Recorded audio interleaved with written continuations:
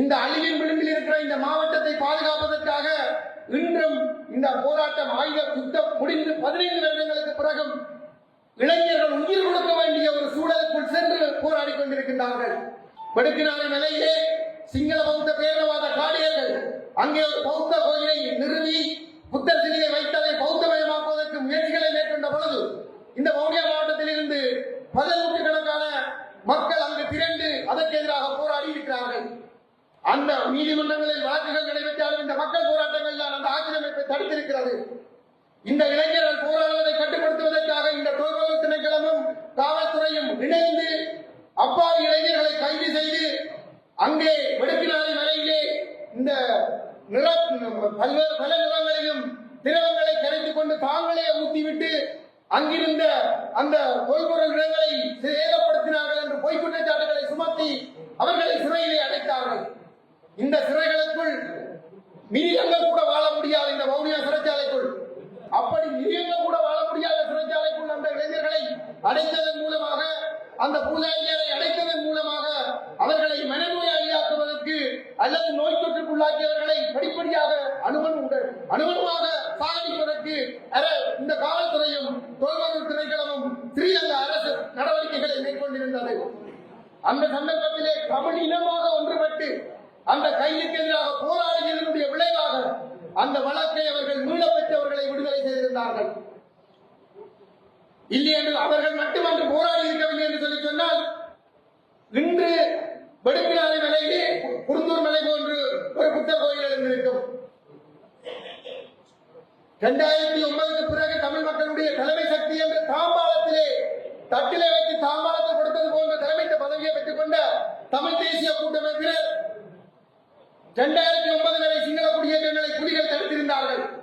2009 பிறகு பொக்கச்சாங்குளம் பகுதியிலே சிங்கள குடியேற்றங்களை செய்து 13ஆம் ஆண்டிலே ராஜபக்ச சிங்கள குடியேற்றங்களை செய்ய 2015 தாங்கள் இணைந்து கொண்டு வந்த நல்லாட்சி கால பகுதியில் வவுனியா சிவபிரகாச வித்தியாலயத்திலே வைத்து உறுதி கொடுக்கிற பொழுது அந்த சிங்கள குடும்பங்களுக்கு உறுதிகள் வழங்கப்படுகிறது. தமிழ் தேசிய கூட்டமைப்புடைய சுமந்திரனும் செல்வனக்கெல்லாம் என்று உறுதி வழங்கி வைக்கிறார்கள். மைத்திரிபால சிறிசேனோடு சேர்ந்து இன்று இந்த கிராமங்கள் எல்லாம் சேர்ந்து நெடுங்கணி பிரதேச சபையிலே 5 வட்டாரங்களில் பெரும்பான்மையான சிங்களவர்கள் பிரதிநிதிகளாக வரக்கூடிய சூழலை தோற்றுவித்திருக்கின்றனர் என்று சொன்னால் சிங்கள பேரினவாதம் மட்டும் எங்களுடைய அழிவுக்கு காரணமாக இருக்கவில்லை. காலாதி காலமாக சிங்கள பேரினவாதிகள் எங்களுடைய தரப்பில் இருந்து விலை போகக்கூடிய சலுகைகளுக்கு அடிபணிந்து போகிறவர்களை பக்கத்திலே வைத்துக் கொண்டு அவர்களுக்கு சலுகைகளை கொடுத்துக் கொண்டு அவர்களை கைகளுக்குள்ளே வைத்துக் கொண்டுதான் இந்த அனைத்து காரியங்களையும் ஒப்பேற்றி இருக்கிறார்கள். ஆக இந்த நிலைமை தடுக்கப்பட வேண்டுமாக இருந்தால், இந்த நிலைமை மேலும் மோசமடைவதை கட்டுப்படுத்த வேண்டுமாக இருந்தால் உங்களுடைய அணி வெற்றி பெற வேண்டும். இன்று வெடுக்கினாறு நிலையிலே தமிழ் என்கின்ற ஒரு சாதாரண குடும்பத்தை சேர்ந்த ஒரு இளைஞன் போராடுகிறான் என்று சொன்னால் அவனுக்குரிய துணிச்சலையும் பக்கபலத்தையும் கொடுப்பது ஹரியேந்திரகுமார் பொன்னம்பலம் என்கின்ற ஒரு தலைவன் தன்னோடு இருக்கிறான் என்பதை மட்டும்தான் அவனுக்கு அந்த நம்பிக்கையை கொடுத்தது. பவமால சிங்கவல்லன் அவர்களோடு சேர்ந்த இளைஞர்கள் அங்கே போராடுகிறார்கள் என்று சொன்னால் எங்கட கட்சி விடாது என்கின்ற ஒரு நம்பிக்கை மட்டும்தான் இருந்தது. எங்கட தலைமை ஒரு விஷயத்தை தெளிவாக சொல்லிக் கொண்டிருந்தது. எந்த சந்தர்ப்பத்திலும் சட்டவிரோதமான செயல்பாடுகளில் நீங்கள் ஈடுபடக்கூடாது, போலீசாரோடு வன்முறையில் ஈடுபடக்கூடாது, சட்டத்துக்கு மாறான எந்த செயல்பாடுகளிலும் ஈடுபடக்கூடாது. சட்டத்துக்கு உட்பட்ட வகையிலே நீங்கள் போராட்டங்களை முன்னெடுக்கிற பொழுது நிச்சயமாக மக்களும் அதற்கு பின்னால் வருவார்கள். ஆனால் சட்டத்தை மீறி சட்டவிரோதமாக நீங்கள் செயல்பாடுகளில் ஈடுபட்டால் அது மக்களை அச்சப்படுத்தும். சட்டத்துக்கு முன்னால் நாங்கள் குற்றவாளிகளாகுவோம். அது நீங்கள் இந்த தமிழ் தேசியத்துக்கு செய்கிற மிகப்பெரும் அநியாயமாக இருக்கிறது என்றால், நீங்கள் சட்டத்தின் முன் குற்றவாளிகளாகப்பட்டால் துணிச்சலோடு குரல் கொடுக்கக்கூடிய 1-2 பேர் உள்ளே சென்று தண்டனை வைத்து விட்டால் அதற்கு பிற்பாடு இந்த தேசியத்திற்காக குரல் கொடுப்பதற்கு யாரும் இல்லை. இந்த கண்டிப்பான கட்டளை எங்களுடைய தலைவரிடம் இருந்து தொடர்ச்சியாகவே இந்த 15 ஆண்டுகளாக எங்களுடைய உறுப்பினர்களை நோக்கி சொல்லப்பட்டுக் கொண்டே இருந்தது. இந்த மக்களால் அங்கீகரிக்கப்பட்டவர்கள் மக்களுக்கு முன்னால் நிற்க வேண்டும்.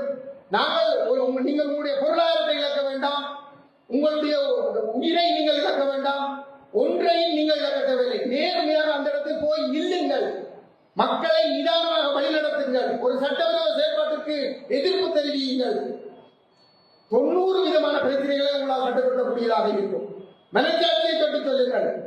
இந்த ஆக்கிரமிப்புகள் நடக்கிற பொழுது எத்தனை பேர் அந்த இடங்களில் நிற்கிறார்கள்?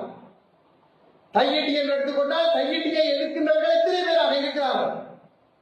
20ஆம் ஆண்டிலிருந்து 24ஆம் ஆண்டு வரைக்கும் 18 நாடாளுமன்ற உறுப்பினர்கள். அந்த 18 நாடாளுமன்ற உறுப்பினர்களிலே கஜேந்திரகுமார் பொன்னம்பலத்தினுடைய தலைமையிலே 2 பாராளுமன்ற உறுப்பினர்களாக 2 பேர் மாத்திரம்தான் அந்த போராட்டங்களில் இருக்கிறோம். அரசுக்கு ஏன் பயம் பெற வேண்டும்? ஏன் அரசு பின்வாங்க வேண்டும்? ஏன் இவர்கள் தங்கள் வாங்கியிருக்கிறார்கள், பெற்றோர்களை வாங்கியிருக்கிறார்கள், மாமன் மச்சானுக்கு வந்து வேலை பெற்றிருக்கிறார்கள், இப்படி இன்னொரு அந்த சலுகைகளை பெற்றிருக்கிறவர்கள் தங்களுக்கு நெருக்கடி கொடுக்க மாட்டார்கள் என்ற ஒரு நம்பிக்கையோடு அரசு இருக்கிறது. ஆனாலும் மக்கள் சக்திக்கு ஒரு வலிமை இருக்கிறது. அந்த மக்கள் சக்தி உறுதியாக நின்றால் ஏதோ ஒரு இடத்தில் நிச்சயமாக வெற்றி பெறும்.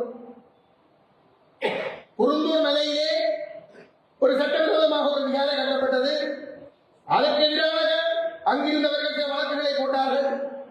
ஆனாலும் அதற்கு எதிராக ஒரு காத்திரமான போராட்டத்தை முன்னெடுத்தது தமிழ் தேசிய மக்கள் முன்னணி செயற்பாட்டாளர்கள் தான்.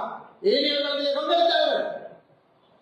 அதனுடைய விளைவு ஒரு கட்டத்திலே ஒரு நீதிபதி ஒரு தமிழர்களோடு அந்த போராட்டக்காரர்களுக்கு மதிப்பளிக்கின்ற விதமாக தன்னுடைய கடமையை செய்ய முற்பட்டார். அதாவது ஒரு கட்டுமானம் கட்டுவதாக இருந்தால் அது விகாரையாக இருக்கலாம், தேவாலயமாக இருக்கலாம், சைவ கோயிலாக இருக்கலாம்.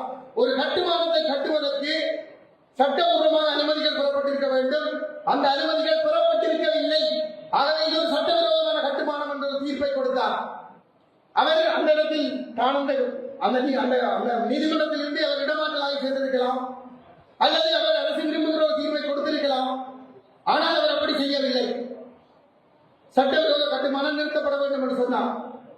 அதற்கு பிற்பாடு சில காலங்கள் கழித்து அங்கே மேல் கட்டுமானங்கள் நடைபெற்றது. அந்த இடத்துக்கு அவர் போய் அதை பார்க்க போகிற பொழுது அவருக்கு எவ்வளவு அழுத்தங்கள் இருந்தது. அதற்கு மாறாக தீர்ப்பு சொல்ல வேண்டாம் என்று சொல்லி அங்கே சென்றார். பார்த்தார்.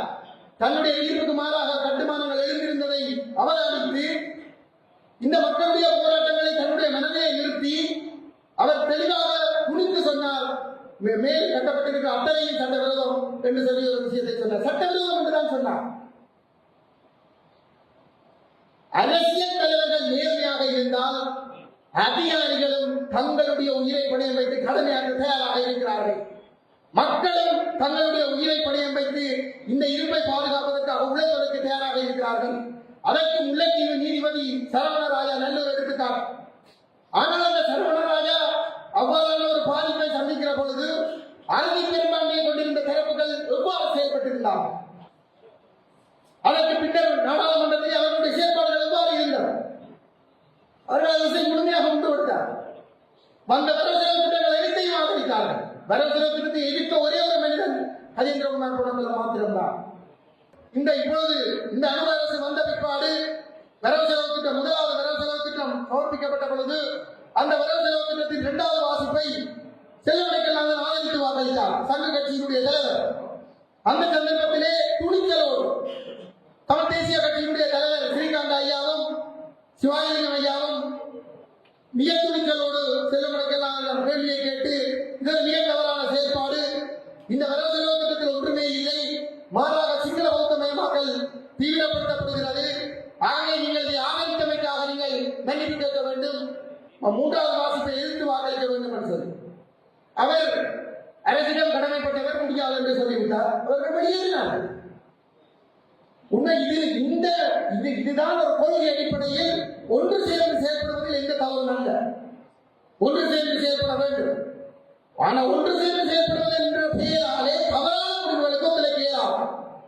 அந்த வகையிலே உண்மையை அவர்களுக்கு நாங்கள் தலையில் சாய்த்து நன்றி சொல்கிறோம். நீங்கள் புரிந்து கொள்ள வேண்டும், இன்றைக்கு வடக்கு மாகாணத்துக்கு அபிவிருத்திக்கு நிதி இல்லை. ஆனால் கீழ் மல்வத்து ஓயா, அனுராபுரம் மாவட்டத்திலிருந்து வர மல்வத்து ஓயா, மாதுர் ஓயா, கீழ் மல்வத்து ஓயா நீர்த்தேக்க திட்டம், அந்த நீர்ப்பாசன திட்டத்திலே வவுனியா மாவட்டத்தில் 1500 சிங்கள குடிய குடும்பங்களை குடியேற்றுறதுக்கு ஒரு முயற்சி நடக்குது. என்னென்று கேட்டா அந்த கீழ் மல்பத்துவையா திட்டத்திலே அன்றாபுரத்தில் இந்த தந்திரி மலைக்கு கிட்ட வந்து ஒரு நீர்த்தேக்கம் அமைக்கப்படுகிறது. அந்த நீர்த்தேக்கம் அமைக்கிறதால கிட்டத்தட்ட 1500 குடும்பங்கள் தங்களுடைய நிலங்களை இழப்பதாக அரசில் ஒரு கணக்கொன்றை போடுகிறார். அவர்களுக்கு காணிகள் செட்டிகுளம் பகுதியிலே வழங்கப்படுவதற்கான ஏற்பாடுகள் நடைபெற்றுக் கொண்டிருக்கிறது. ஆனால் உண்மையிலே இந்த கீழ்மல்வத்தோயா திட்டத்தின் மூலம் அங்கே தந்திரநிலை பகுதியில் அமைக்கப்படுகிற அந்த நீர்த்தேக்கத்தின் கீழே வெறுமனே 15 குடும்பங்கள் மாத்திரம்தான் நிலங்களை இழக்கிறது. அந்த 15 குடும்பங்களும் முஸ்லிம் குடும்பங்கள், ஒரு குடும்பம் கூட சிங்கள குடும்பம் இல்லை. ஆனால் இந்த நீர்ப்பாசனம் கட்டுக்கரை குளத்துக்கு தண்ணியை கொண்டு செல்கிறோம், பஞ்சாயத்து குடிநீரையும் ஏனைய நீர்ப்பாசனத்தை ஏற்படுத்துகிறோம் என்ற பெயரிலே சர்வதேச நிதி நிறுவனங்களுடைய உதவியிலே அவர்கள் உருவாக்குகிற இந்த திட்டத்தின் கீழே எங்களுடைய பிரதேசத்திலே ஒரு பாரிய சிங்கள குடியேற்றம் வருகிறது. இதை சுட்டிக்காட்டுவதற்கு முதலில் பெற்ற செல்வமலைகளை நாங்கள் அது மக்களுக்கு பல நன்மைகளை கொண்டிருப்பதால் ஆதரித்தீர் என்று சொல்லி நியாயப்படுத்திக் கொண்டு அந்த வரவு செலவு திட்டத்தை ஆதரிக்கிறார் என்று சொன்னால் சர்வதேச சமூகத்திற்கு முன்னால் அரசை பாதுகாக்கிற அனுரகுமார ஒரு வெறியினுடைய மொத்த உருவம். இன்று நாங்கள் ஒரு மிகப்பெரிய ஆபத்தில் இருக்கிறோம். ஏனென்று சொன்னால் இதற்கு முன்னர் இருந்த அரசாங்கங்கள் நேரடியாக இந்த யுத்த குற்றங்களோடு சம்பந்தப்படுகிறார்கள். ஆனால் இவர்கள் அந்த அரசாங்கத்திற்கு ஆதரவு தெரிவித்து ராணுவத்துக்கு ஆட்களை திரட்டி கொடுத்திருந்தாலும் அரச பதவிகளில் இருந்து நேரடியாக அந்த யுத்த குற்றங்களுக்கு சம்பந்தப்பட்டவர்கள் என்று சுமத்த முடியாத ஒரு நிலைமை இருக்கிறது. அவ்வாறான நிலைமையிலே இவர்கள் ஒரு புதியவர்கள் பலத்த நாட்டையும் மறந்து நாட்டை ஒன்றிணைத்துக் கொண்டு செல்லக்கூடியவர்கள் என்ற ஒரு மாய தோற்றம் கட்டியெழுப்பப்பட்டுக் கொண்டிருக்கிறது. அந்த மாய தோற்றத்தின் ஊடாக தமிழர்களை தம்பசப்படுத்தி தமிழர்கள் மீது நடந்த இனப்படுதலுக்கு விசாரணை வேண்டாம் என்று தமிழர்களை கொண்டே சொல்ல வைக்கிற முயற்சிகள் தான் இங்கே நடைபெற்றுக் கொண்டிருக்கிறது. இங்கே இனப்பிரச்சனை இல்லை, அபிவிருத்தி தான் பிரச்சனை, அபிவிருத்தி செய்தால் எல்லா பிரச்சனைகளும் முடிந்துவிடும் என்று சொல்லி தமிழர்களை கொண்டே சொல்ல வைக்கிற ஒரு செயல்பாடு நடைபெற்றுக் கொண்டிருக்கிறது. பௌத்த கோயில்கள் கட்டப்பட்டது என்று சொன்னால் இது முந்தையே இருந்தது, இது இடிக்கப்பட தேவையில்லை, தமிழர்கள் இதை வரவேற்கிறார்கள் என்று தமிழர்களை கொண்டே சொல்ல வைக்கின்ற செயல்பாடுகள் நடைபெற்றுக் கொண்டிருக்கிறது. விரலை வைத்து கண்ணை குத்துகின்ற செயல்பாட்டை மிக கச்சிதமாக செயல்படுத்திக் கொண்டிருக்கிறார்கள். ஆகவே இந்த செயல்பாடுகளுக்கு முற்றுப்புள்ளி வைக்கப்பட வேண்டுமாக இருந்தால் எங்களுடைய பிரதேசங்களை நாங்களே ஆளுகின்ற ஒரு நிலைமை உருவாக வேண்டும். பேரினவாத கட்சிகள் இந்த மண்ணில் இருந்து விலக்கி அடிக்கப்பட வேண்டும். பேரினவாத கட்சிகளுக்கு முகவர்களாக இருக்கின்றவர்கள் இந்த மண்ணில் இருந்து விலக்கி அடிக்கப்பட வேண்டும். தமிழ் தேசியத்தின்பால் லட்சியத்தால் ஒன்றுபட்டிருக்கிற சக்திகள் வெற்றி பெற வேண்டும். அந்த சக்திகள் நீங்கள் தான். உங்களுடைய வெற்றி தான் தமிழ் தேசியத்தினுடைய வெற்றி. ஆகவே நீங்கள் துணிந்து சென்று மக்களிடம் சொல்லுங்கள். தமிழ் தேசியத்திற்காக மிக நீண்ட காலமாக உழைத்து வந்த சக்திகள் இன்று ஒன்று சேர்ந்திருக்கிறார்கள். இவர்களோடு நாங்கள் திரண்டிருக்கிறோம். ஆகவே நீங்கள் அகில இந்திய தமிழ் காங்கிரசினுடைய சைக்கிள் சின்னத்துக்கு வாக்களிப்பதன் மூலம் கிராமத்திலே ஊழலை கட்டுப்படுத்துவதற்கு எங்களுக்கு வாய்ப்பை கொடுங்கள், இளைஞரை கட்டுப்படுத்துவதற்கு வாய்ப்பை கொடுங்கள், பாரம்பரியத்தை கட்டுப்படுத்துவதற்கு வாய்ப்பை கொடுங்கள், சாதி வேறுபாடுகள் சமய வேறுபாடுகளை கட்டுப்படுத்தி ஒரு சமத்துவமான நீதி நியாயமான ஒரு நிர்வாகத்தை ஏற்படுத்துவதற்கு எங்களுக்கு வாய்ப்பை கொடுங்கள். இங்கே கிராம மட்டத்தில் அது நடக்கிற அதே வேளையில் தேசிய மட்டத்திலே இந்த தலைவர்கள் இணைந்து தமிழ் தேசியத்தை விட்டுக் கொடுக்காமல் ஒட்டியாட்சியை நிராகரித்து தமிழ் தேசம் அங்கீகரிக்கப்பட்ட ஒரு தீர்வுக்காகவும் எங்கள் மீது நடந்த இனப்படுதலை ஒரு சர்வதேச குற்றவியல் விசாரணையை வலியுறுத்துவதற்காகவும் உறுதியாக செயல்படக்கூடியவர்களை நாங்கள் பலப்படுத்தக்கூடியதாக இருக்கும்.